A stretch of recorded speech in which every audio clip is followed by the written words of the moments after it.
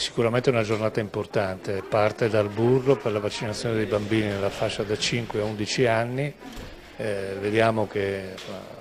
l'adesione comincia a muoversi e tutti auspichiamo che le famiglie comprendano l'importanza della vaccinazione dei bambini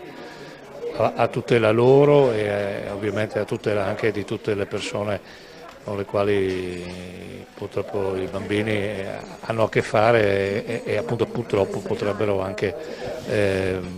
vedersi contagiare o loro inconsapevolmente contagiare le persone che hanno vicino. Quindi è un lavoro che si basa sull'evidenza scientifica definita